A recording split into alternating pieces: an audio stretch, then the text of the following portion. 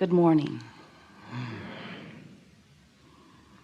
We are extremely pleased that you are here.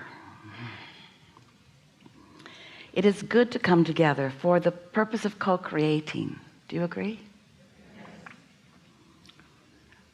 You're knowing what you're wanting. Why are you here? It's a good thing to think about, focus on. Here for fun, for understanding, for contribution, for practice of your vibrational center, being in the state of allowing, feeling what co-creation at its best really is, realizing that what's on your mind is what's being talked about in this moment, and understanding your part in why it's being talked about in this moment, feeling the oneness that we all are, offering your contribution, receiving more from others, the give and take of fantastic life out here on this leading edge. This is that at its very best.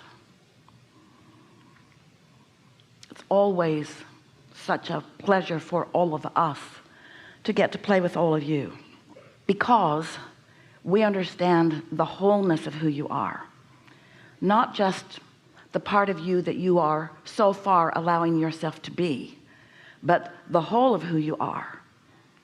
And because we understand where your hang-ups are, where your resistance is, that is keeping you, even though you're right on the verge of an understanding, from getting it, because we know where you are in relationship to all of that. It's very easy for us to together co-create a conversation that will open you to the fullness of who you are. And so that's the best part of a gathering like this, is that it's not just your intellect that is engaged, and that matters because focus is a really good thing, but it's also an activation in a extreme way of the vibrational frequency of your core. And you're going to be able to feel what your usual practiced, and right now in this moment, because of the thoughts you think, vibrational relationship is with that core vibration. In other words, your relationship with your inner being, the source within you, that part of you that was you before you came into this body and still is the dominant part of you. You're going to be able to feel in a stronger way than ordinarily your relationship with that part of you, which means clarity is going to be obvious to you, and hang-ups are too. So you're going to really enjoy some facets of what happens today, and some others are going to annoy you. And the parts that annoy you are the parts we want you to pay attention to, because that's where your hang-ups are. What rubs you the wrong way is you rubbing you the wrong way. And there's something valuable for you in the conversation. And the good news is we know where you are in relationship to it, so we can call you along nicely. We know you have some basis of understanding of who we are, and therefore who your own inner being is. And we know you have many important things that are on your mind about how your life is unfolding, and those are the things that we really want to talk about with you, because what's on your mind, what's active in your vibration, is in large part the reason that law of attraction has assembled this gathering. This gathering of physical and non-physical has never been before. And to all of the universe, it is a unique conversation that is particularly important to you, and therefore to us. So since we know that you have a basis of understanding law of attraction, what is it? It's the basis of the universe. It's what causes all things to come together. And focus, what is that? Focus is you in your body using your mind to give your attention to something, and thereby activating a vibration that emits from you, a vibration that then law of attraction responds to. So since we know that you have a basic understanding that law of attraction just is, and that it won't bend for you. Esther begged for us to do something about that. Can't I please, in this one moment in time, be the exception to law of attraction? Can't you give me something other than what I'm vibrating? Can't you give me what I'm saying instead of what I'm meaning?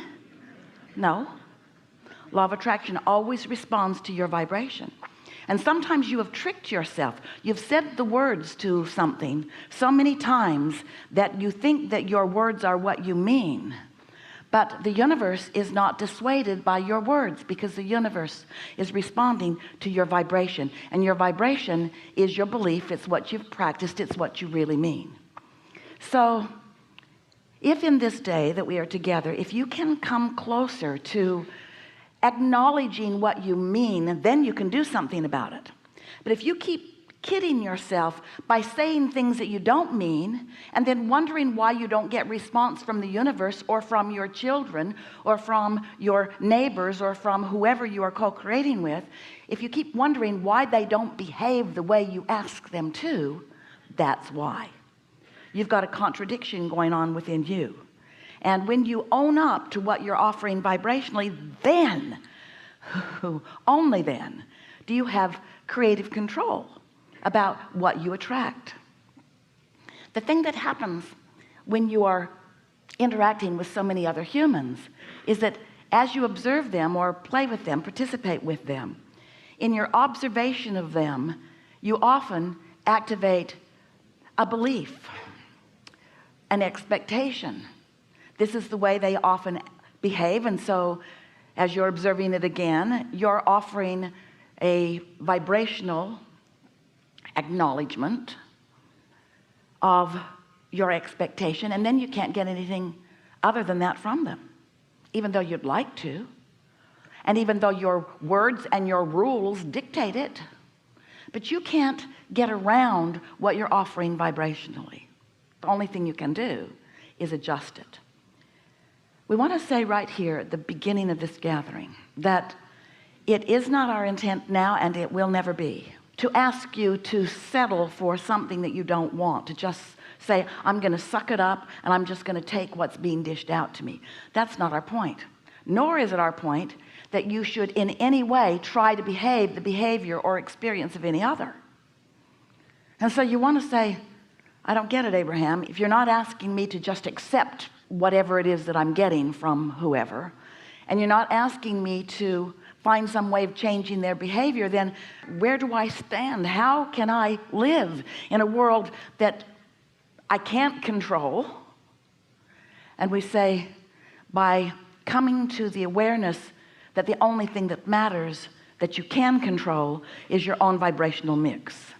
And when you stop the wobble, when you stop the contradiction within you, when you stop saying one thing and meaning another, when you no longer shout at someone, don't you know I love you?